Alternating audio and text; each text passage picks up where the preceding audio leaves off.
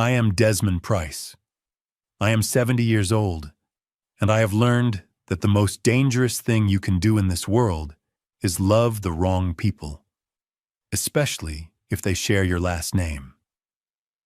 I gave my wife and children a global real estate empire valued at over $500 million, a legacy built on 40 years of sweat and risk, and in return, they handed me a one-way ticket to the street and a used sports car for the doctor who declared me insane. They thought they were leaving a helpless, senile old man to rot behind a dumpster. They thought the war was over because they held the checkbook. But they made a critical miscalculation.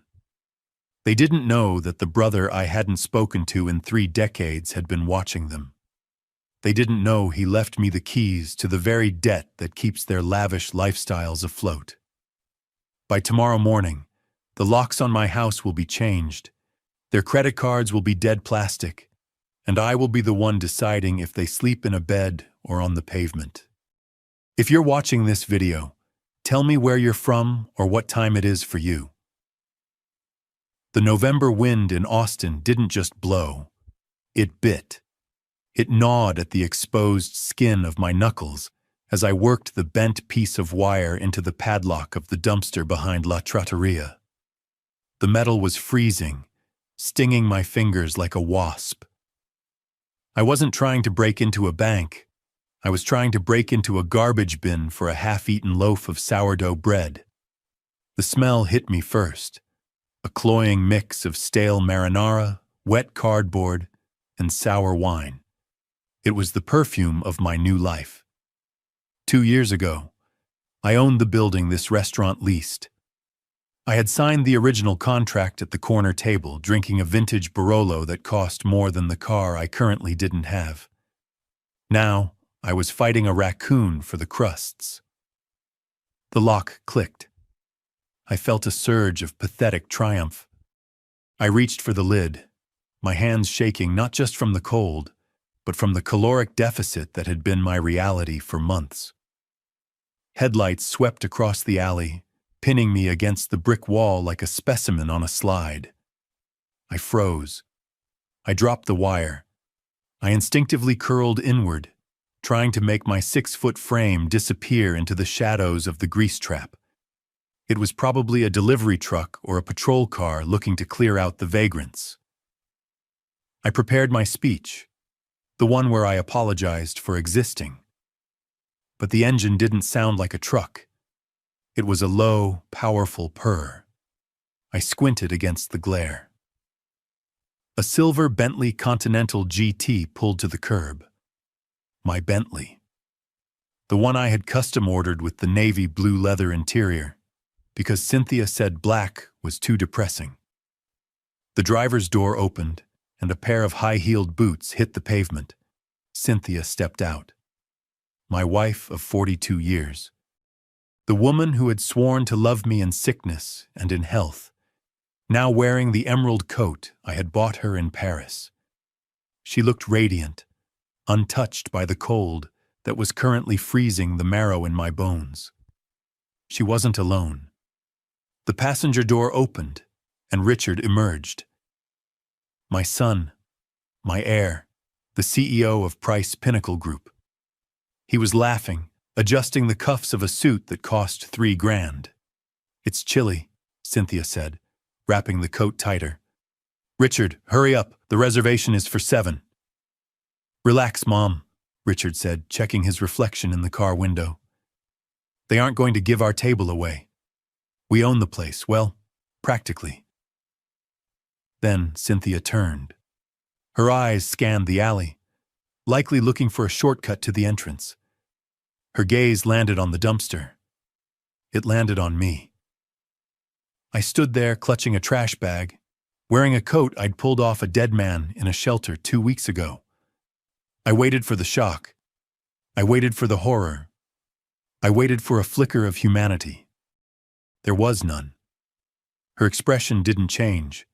It was a mask of mild annoyance, the kind you get when you step in gum. She nudged Richard. "Look," she said, her voice carrying effortlessly in the crisp air. Your father. Richard turned. He looked at me. He didn't look at his dad. He looked at a nuisance. He looked at a stain on the scenery. He pulled out his phone, tapping the screen, dismissing my existence with a swipe of his thumb. Ignore him, Richard said. He's probably begging for booze money. If he comes closer, I'll call security. I told you, Desmond, Cynthia said, speaking to me but looking through me. No one loves a failure. You look exactly like what you are. A husk. She turned on her heel, the emerald coat swirling, and walked toward the warm, golden light of the restaurant entrance. Richard followed, chuckling at something on his screen. The heavy oak door opened, releasing a burst of laughter and the clinking of silverware, then slammed shut. The silence that followed was heavier than the dumpster lid. I stood there, the wire cutting into my palm. Shame isn't a hot emotion. It's cold. It's absolute zero. It freezes your lungs. I was about to turn back to the trash, to salvage the bread because pride doesn't fill a stomach, when a second set of headlights cut the darkness. This car was unassuming. A charcoal sedan, American-made, government standard. It pulled up right behind the Bentley. A man stepped out. He was older, perhaps 60, dressed in a suit that whispered old money rather than screaming it like Richard's. He didn't look at the restaurant. He looked at the dumpster. He walked straight toward me. He didn't flinch at the smell. He didn't recoil at the grime on my face. He stopped 3 feet away, respecting a boundary I no longer had. "Mr. Price?" he asked. I looked around, expecting to see my son coming back to mock me. "There's no Mr. Price here," I rasped. My voice was like gravel in a blender. "Just Desmond." "Mr. Desmond Price," the man corrected, his tone respectful, almost deferential. "My name is Arthur Whitaker. I am an attorney with the firm of Whitaker, Stone, and Lee in New York." "I don't have money for a lawyer," I said, backing away. "If you're here to serve me papers for vagrancy, just give them to me." "I am not here to sue you, sir," Whitaker said. "I am here to represent the estate of your brother, Elias Price." The name hit me harder than the cold. Elias, my older brother. The mathematical genius, the shark. We hadn't spoken since the day I married Cynthia. He had told me she was a viper. I had told him to go to hell. He went to New York instead and built a hedge fund that terrified Wall Street. "Elias?" I whispered. Is he looking for me?" Whitaker's expression softened, just a fraction. "I'm afraid not, sir. Elias passed away 3 days ago. Massive coronary." The news didn't bring tears. It brought a hollow ache, the finality of a bridge burning down that I had always assumed I could rebuild someday. "I see," I said. "I'm sorry." "He was very specific in his last requests," Whitaker said. "He knew about your situation. He had been monitoring it." "Monitoring it?" "Elias Price didn't believe in coincidence," Whitaker said. "He had private investigators watching you for the last 18 months. He knew about the conservatorship. He knew about the divorce. He knew about the dumpster." I felt a flash of anger. "He watched? He watched me eat garbage and did nothing?" "He was waiting," Whitaker said. "He left you his entire estate, Mr. Price. The penthouse in Manhattan, the liquid assets, the portfolio. After taxes, it is valued at approximately $39 million. The number was a foreign language. 39 million. I looked at my shoes. The sole was flapping loose on the left one. But," Whitaker continued, and I knew there was a but. "There is a condition." "Of course there is," I spat. "Elias never gave anything away for free. What do I have to do? Dance?" Let's get you out of the cold, Whitaker said, opening the rear door of the sedan. It is a long story, and it requires a warm room. Whitaker drove me to a Marriott downtown. He didn't check me in, he already had a key card. He walked me to room 412, handed me a duffel bag, and told me he would return in exactly 1 hour. I entered the room. It was standard, beige, and smelled of lemon polish. To me, it was a palace. I went straight to the bathroom. I stripped off the layers of rags, the coat from the dead man, the shirt that was stiff with sweat and grime. I turned the shower to scalding. As the hot water hit me, I watched the gray water swirl down the drain. It was like shedding a skin. I scrubbed until my skin was raw and red. I washed my hair 3 times with the hotel shampoo. When I finally stepped out and wiped the steam from the mirror, I stopped. The man staring back was thin. His cheekbones were sharp, his eyes sunken in dark sockets. But the grime was gone. The beard was matted, but beneath it, the jawline was still there. I saw the ghost of the man who had built Price Pinnacle Group from a single construction truck. I saw Desmond Price. I opened the duffel bag Whitaker had left. It contained simple clothes, sweatpants, a clean t-shirt, fresh socks. I put them on. They felt like silk. I sat on the edge of the bed, my hands resting on my knees, and waited. At 8 p.m. sharp, there was a knock. Whitaker entered, carrying a briefcase and a takeout bag from a steakhouse. He set the food on the desk. A filet, mashed potatoes, spinach. "Eat," he said. "We can talk while you work." I didn't argue. I ate with a dignity I had to force myself to maintain, fighting the urge to shovel the food in with my hands. Whitaker watched me, his face unreadable. "The condition," I said, after the first wave of hunger subsided. "Tell me." Whitaker opened the briefcase. He pulled out a single file folder. "Elias left you the money, but he didn't want to give it to a victim," Whitaker said bluntly. He said, and I quote, "If Desmond is still the man I knew, he won't want charity. He'll want a weapon." He slid a photo across the desk. It was a surveillance shot of Dr. Monroe, the physician who had testified to my incompetence. He was getting into a Porsche 911. "Your brother's investigators found this," Whitaker said. "Dr. Monroe received this car as a gift from a shell company controlled by your son, Richard, 2 days after the court hearing." My blood ran cold. "A bribe." "A bribe," Whitaker confirmed. "Elias gathered the threads, but he didn't pull them. He left that for you. The condition of the will is this: you have 60 days.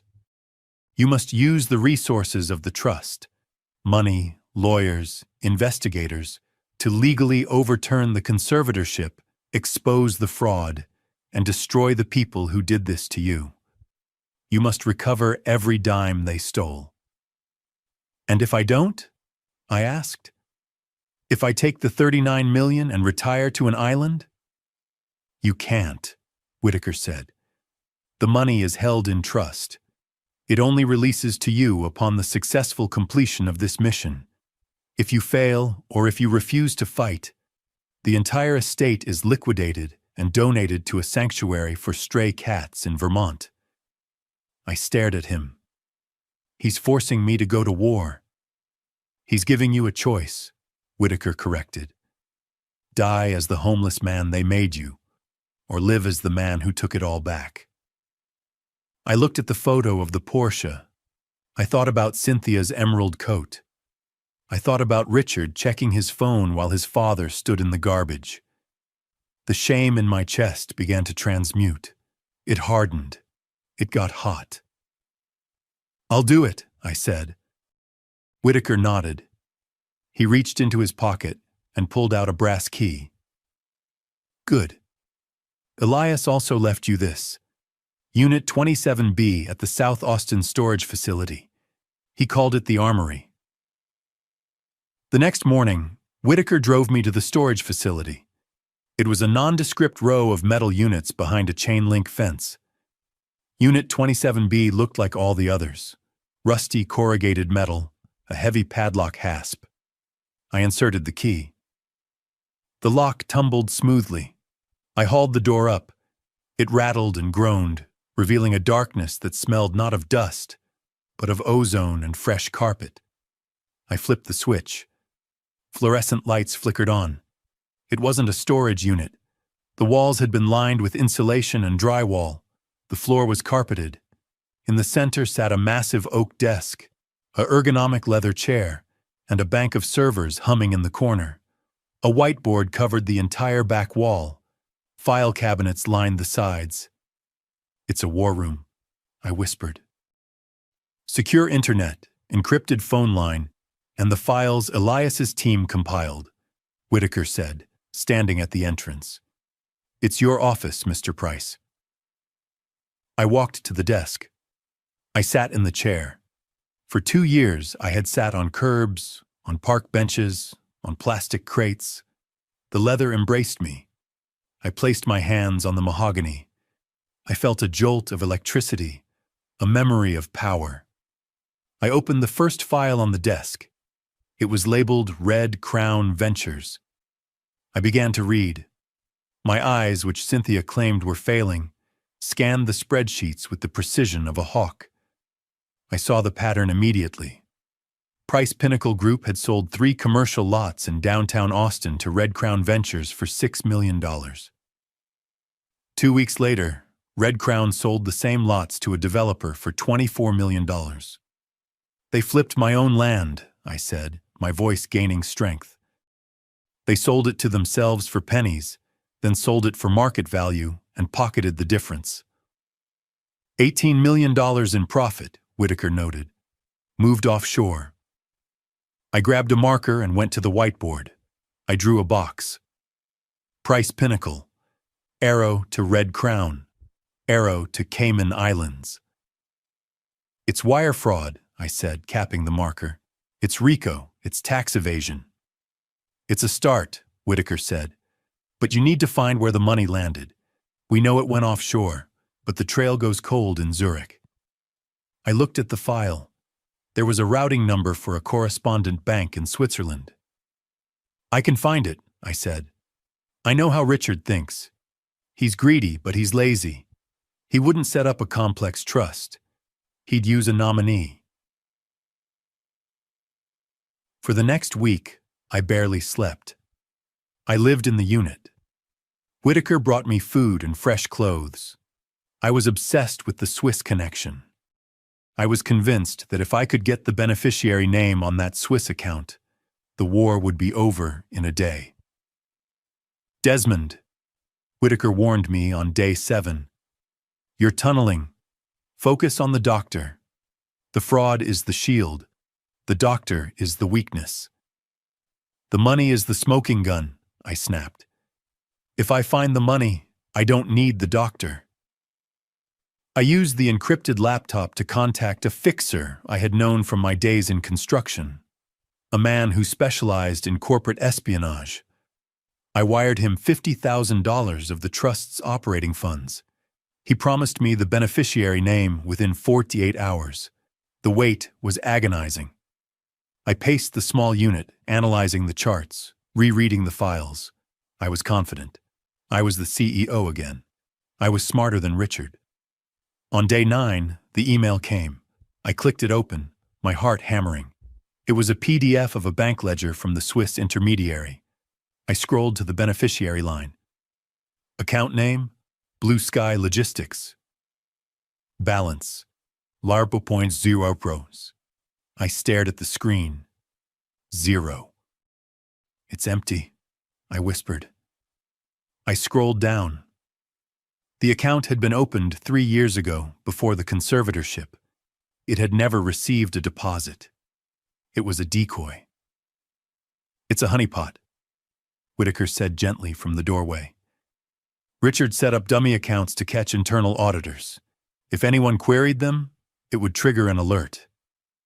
I triggered an alert? I asked, horror dawning on me.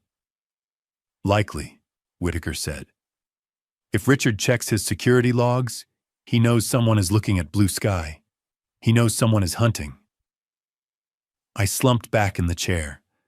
I had wasted 9 days.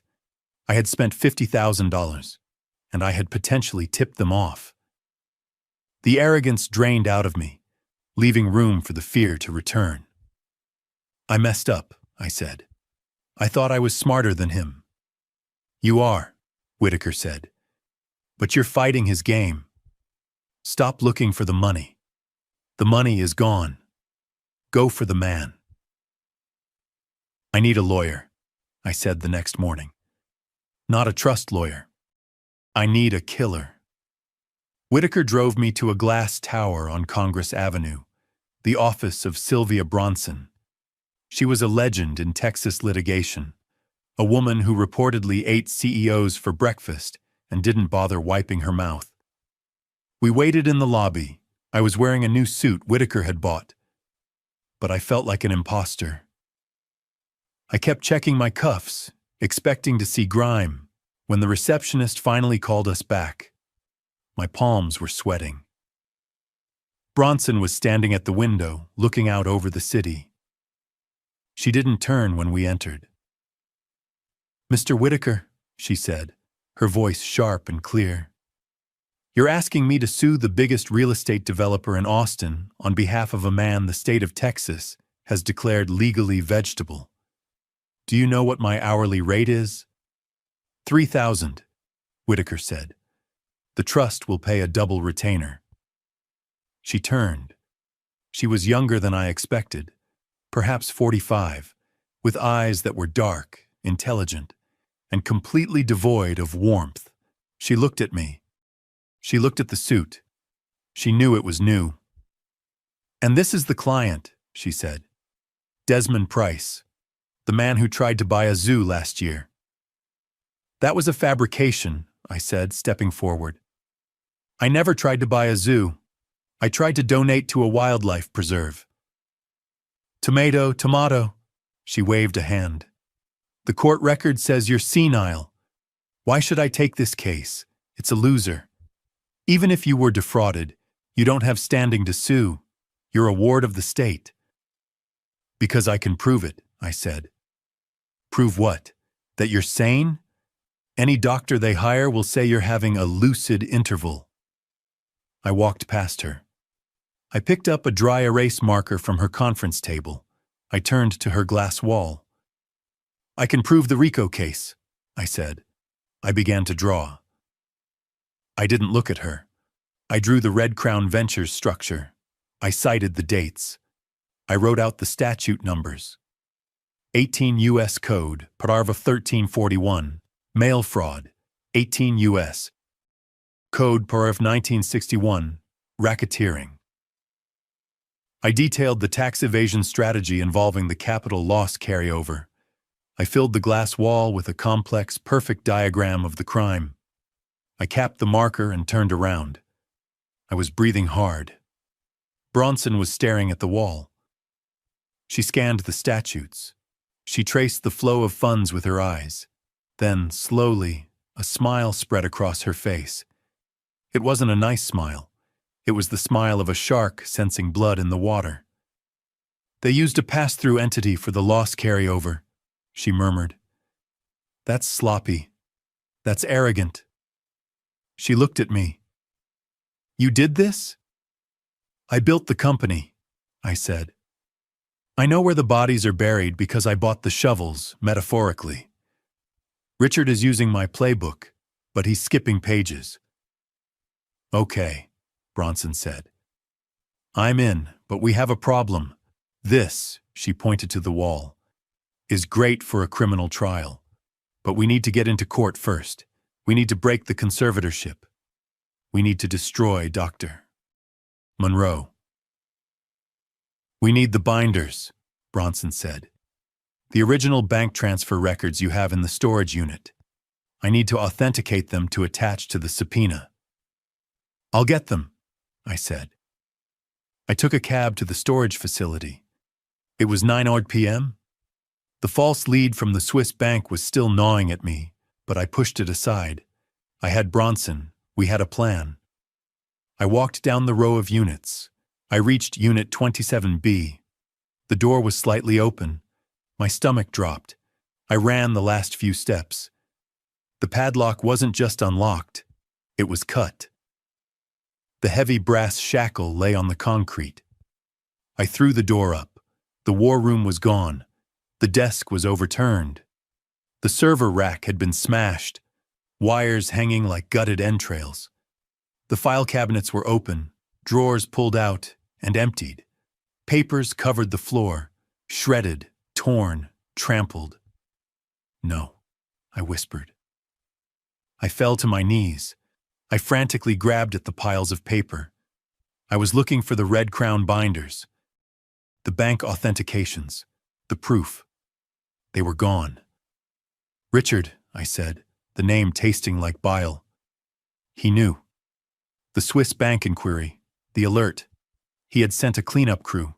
They had stripped everything. My phone rang. It was Whitaker. "Desmond?" "They hit the unit," I said, my voice shaking. "They took the files. Whitaker, they took the proof. We have nothing." There was a long silence on the line. "Are you safe?" Whitaker asked. Yes, they're gone." "Get out of there," Whitaker commanded. "Go to Bronson's office, now." I sat in Bronson's conference room an hour later, covered in dust from the unit floor. I told her everything. Bronson didn't yell. She didn't panic. She sat very still, tapping a pen on the mahogany table. "We lost the paper trail," she said. "Without those certified records, it's your word against theirs, and legally, your word is worthless." "So it's over," I said, putting my head in my hands. "I failed." "No," Bronson said. Her voice was low and dangerous. "It just means we can't win with documents anymore. We have to win with blood. We need a confession. We need Dr. Monroe to say the words out loud, on tape." "He'll never talk to me," I said. "Not to you," Bronson said. "To her." She pressed a button on her intercom. "Send in Delilah." Delilah didn't look like a private investigator. She looked like money. She was in her late 30s, blonde, dressed in a Chanel suit that screamed trust fund. She walked into the conference room with a confidence that rivaled Bronson's. "This is Delilah," Bronson said. "She's going to be Dr. Monroe's new favorite patient." The plan was simple, high risk, and our only shot. Delilah would pose as the niece of a wealthy, aging oil tycoon who was losing his grip. She would present herself as a concerned family member looking for a specific kind of help. We spent 2 days prepping her. I fed her lines from my own life. The things Cynthia had said about me. The accusations Richard had made. We built a profile of a victim that Monroe would recognize. A golden goose he could pluck. We parked the surveillance van 2 blocks from Dr. Monroe's clinic on Medical Parkway. It was cramped, smelling of coffee and nervous sweat. I watched the monitors. Delilah was wearing a button camera on her blouse. "She's in," the tech said. On the screen, Dr. Monroe's office appeared. It was plush, filled with expensive art, bought with my money, no doubt. Monroe sat behind his desk. He looked tired, greasy. The Porsche hadn't bought him happiness. It had just bought him higher maintenance costs. "Doctor," Delilah said, her voice trembling perfectly. "I don't know what to do. Uncle Jerry, he's trying to give away the ranch. He wants to donate $10 million to a cat shelter." I winced. The cat shelter reference was a dark joke from Whitaker. Monroe leaned forward. "That is concerning behavior. Erratic financial decisions are a classic sign of cognitive decline." "That's just it," Delilah said. We need to stop him, for his own good. But our lawyer says we need a medical evaluation. But Jerry, on his good days, he seems so normal. We're afraid a doctor might miss the signs. Monroe nodded. He knew this dance. Cognitive deficits can be intermittent. It requires a trained eye to see the subtle patterns. We need a doctor who understands the big picture, Delilah said. She reached into her purse. She pulled out a thick white envelope. She placed it on the desk. My family is very grateful to those who help us protect Uncle Jerry. On the monitor, I watched Monroe's eyes. They flicked to the envelope, then to the door, then back to the envelope. The dossier Whitaker had compiled showed Monroe was $200,000 in debt to a bookie in Vegas. He was drowning. He reached out. He put his hand on the envelope. He slid it into his top drawer. I can help you, Monroe said. His voice changed. It lost the medical affectation and became conspiratorial. I can schedule an evaluation. I can ensure the report reflects the family's concerns. But the tests, Delilah pressed. What if he passes them? The tests are subjective, Monroe said, leaning back, arrogant now. It's all about interpretation. If he hesitates, I mark it as confusion. If he gets angry, I mark it as emotional volatility. I can ask questions in a way that ensures he fails. It's a narrative, my dear. I write the story, and the judge reads it. Just like you did for the Pierce family? Delilah asked, improvising. Monroe smiled, a greasy, self-satisfied smile. Let's just say Richard Pierce is a very satisfied client. The father, Desmond, he was sharper than your uncle, but I painted him as a vegetable. It's effortless. Got him, Bronson whispered in the van. Cut the feed. 2 days later, Doctor. Monroe sat in Bronson's conference room. He looked annoyed. He thought this was a routine annoyance regarding some billing dispute. He had his lawyer with him, a bored-looking man named Stan. I sat at the far end of the table, silent. Monroe glanced at me with a sneer. He didn't see a threat. He saw a defeated old man. Let's make this quick, Monroe said. I have patience. This is a deposition in the matter of Price versus Price, Bronson said. Raise your right hand. The court reporter swore him in. Dr. Monroe, Bronson began. Did you diagnose Desmond Price with dementia? I did, Monroe said. Early-onset Alzheimer's with paranoid delusions. And was this diagnosis based on objective medical evidence? Absolutely, Monroe lied smoothly. MRI scans, cognitive batteries, clinical observation. Did you receive any compensation for this diagnosis outside of standard insurance billing? Monroe didn't blink. Of course not. That would be unethical. Bronson paused. She looked at me. I gave a small nod. Dr. Monroe, Bronson said, I'm going to go off the record for a moment. She signaled the reporter to stop typing. She picked up an iPad from the table. She slid it across the mahogany surface. It stopped inches from Monroe's hand. Press play, she said. Monroe frowned. He tapped the screen. The video played. High-definition audio filled the room. I can ask questions in a way that ensures he fails. I painted him as a vegetable. It's effortless.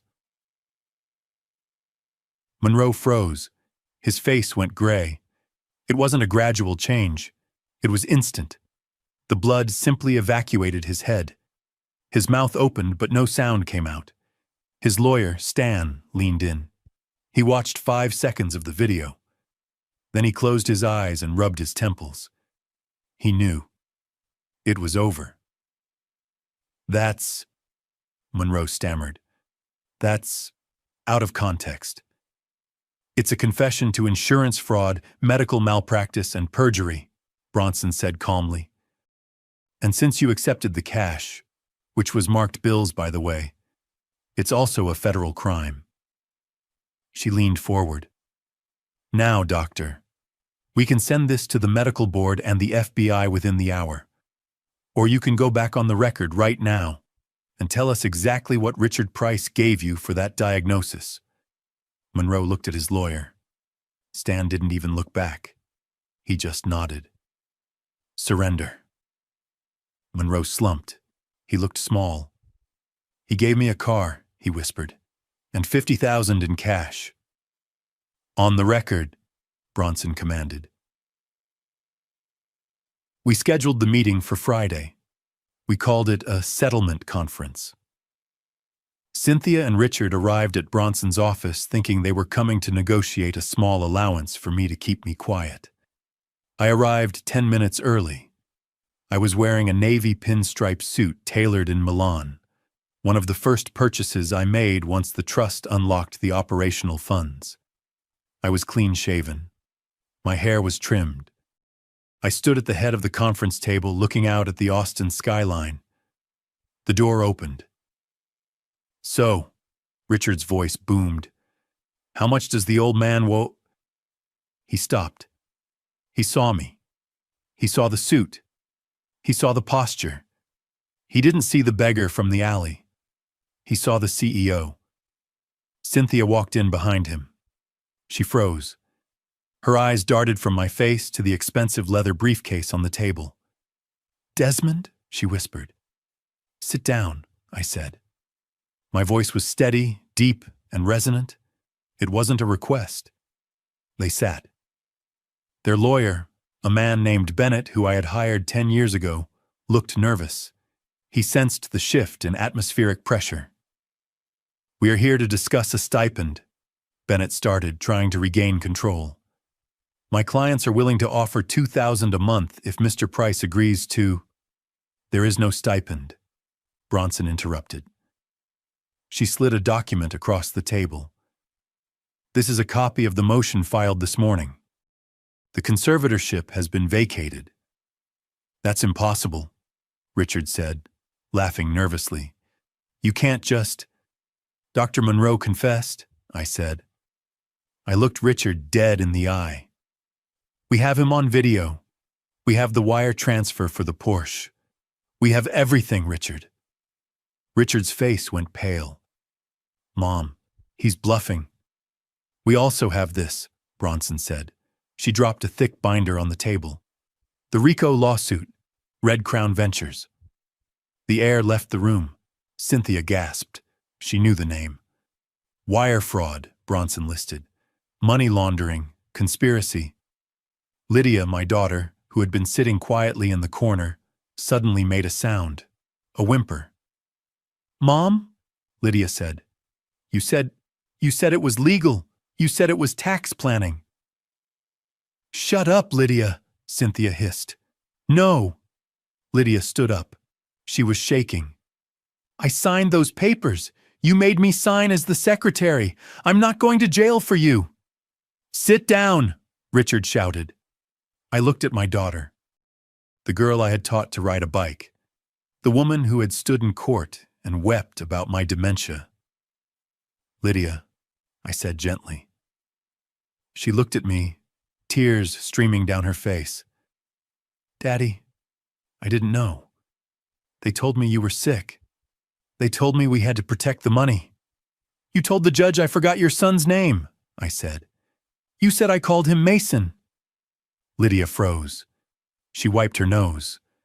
I had to." "What is his name, Lydia?" I asked. She blinked.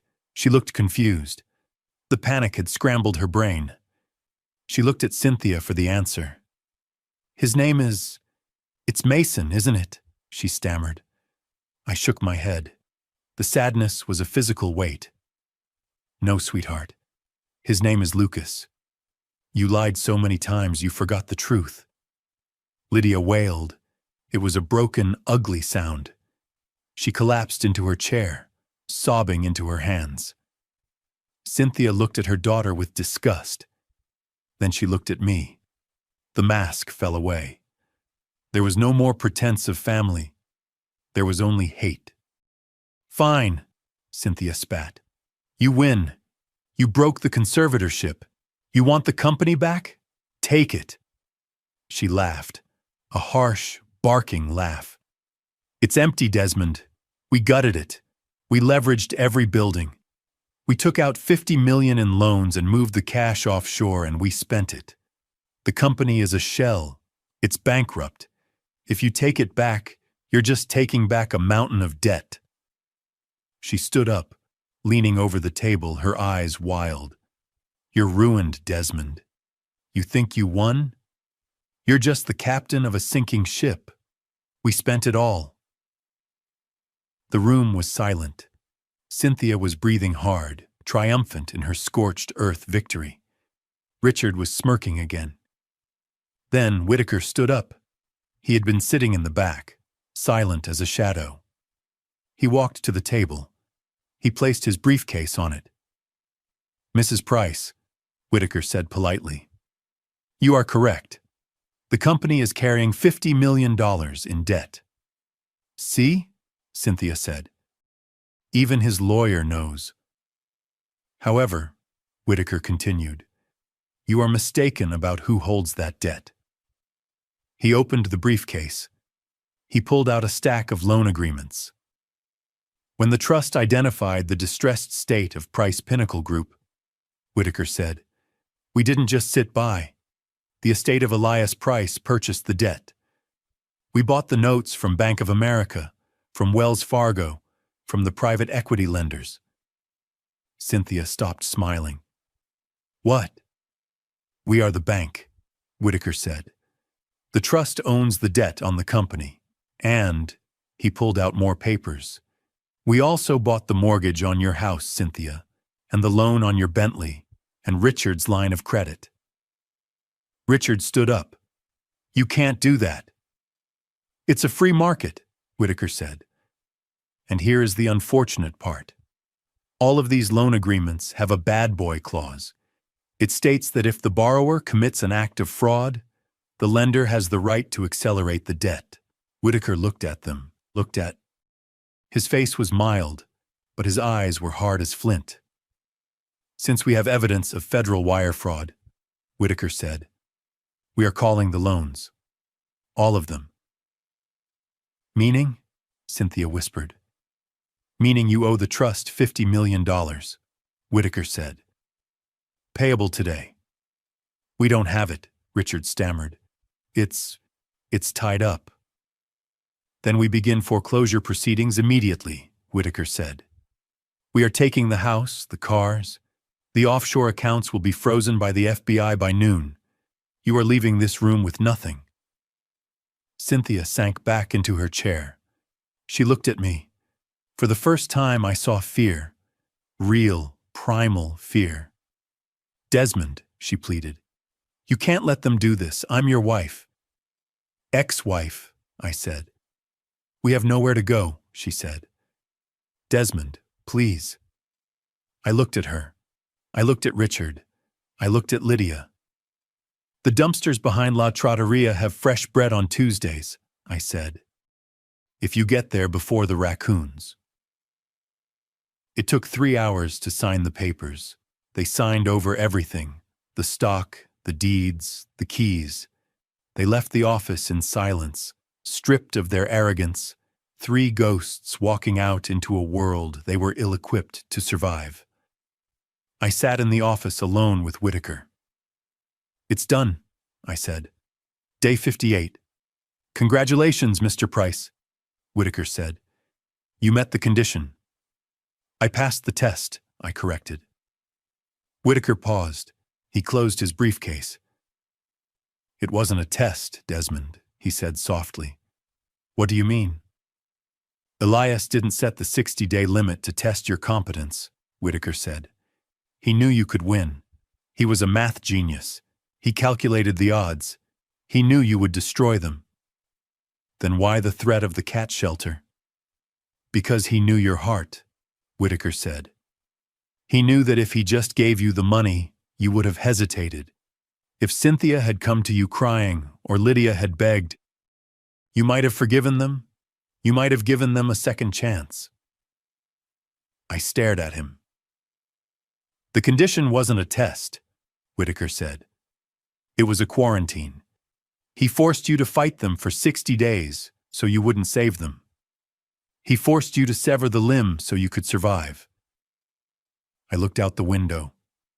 I thought about the cold in the alley. I thought about the fire in the war room.